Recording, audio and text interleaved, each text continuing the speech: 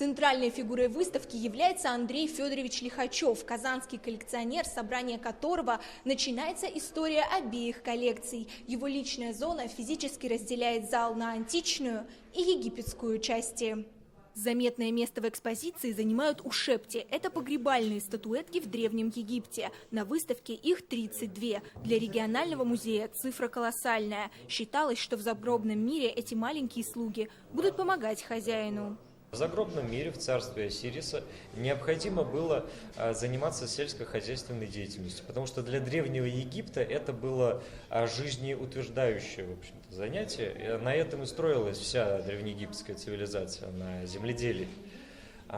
И после смерти человек тоже обязан этим заниматься. Сенсация выставки – вот этот небольшой фрагмент мрамора. Его привезли из самого сердца Рима – Колизея. Он был привезен профессором Дубяга, ректором Казанского императорского университета, при поездке в Европу. Казанский коллекционер Андрей Лихачев стал тем, кто заложил коллекцию Главного музея республики.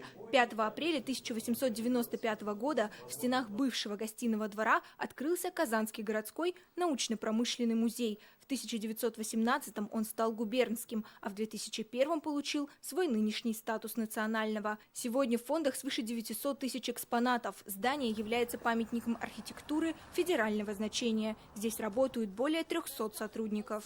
В составе Национального музея это 15 филиалов. Часть из них связана именно с литературным наследием. И музей Тукая, и музей Баратынского, музей Горького-Шаляпина, музей Мустаджалиль, музей Льва Николаевича Толстого. Завтра для жителей в честь дня рождения Национального музея будут работать творческие мастерские. В полдень торжественно подведут итоги акции «Дни дарения». В час дня состоится официальное открытие кабинета редкостей. Виктория Делис, Рамзиль Гарипов, ТНВ, Казань.